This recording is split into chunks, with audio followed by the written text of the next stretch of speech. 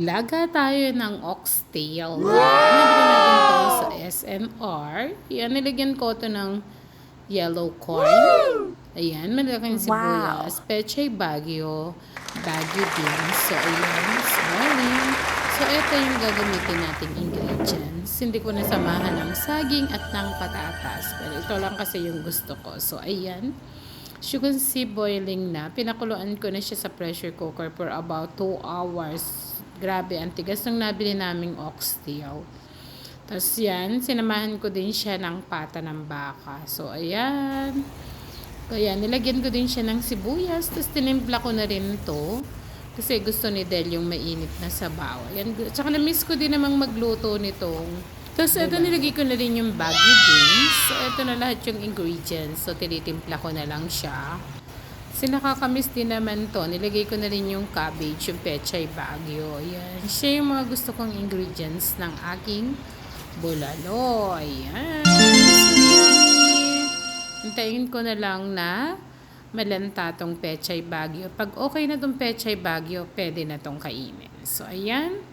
Ang lambot-lambot na ng aking sweet corn. Isang piraso lang yan kasi ako lang din naman ang kakain. So, ayan.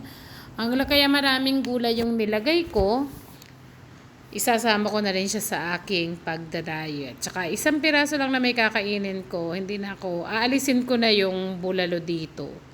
Gulay na lang na yan yung gusto kong kainin. So, tagal ko na itong di naluto kasi nag-ano-ano din kami sa baka. Medyo nagli-limit-limit din kami. Maski medyo may konting pork, pero ang baka kasi grabe naman. Ang daming taba. So, ayan, ang sarap nung nabili namin, oxtail at saka ng bias ng baka. Napakaganda ng gatid niya. Nung lumambot, napakalambot, napakasarap. So, ayan, gagawa tayo ng patis, toyo, yan. Tinakpan ko lang muna, wait natin kung ilang minuto para malaman natin kung okay na yung ating mga gulay, lalo na yung ating pechay bagyo. So, ayan, nakikita nyo na, kulo na ng kulo. O, ha? Tingnan na natin kung pwede na. Sarap nito, lalagyan mo. Sabi ko nga sa inyo yung patis at saka toyo. Wow, sarap no. Ayan. Yan, medyo matigas pa kasi yung pechay bagyo. Gusto ko kasi siya yung malambot.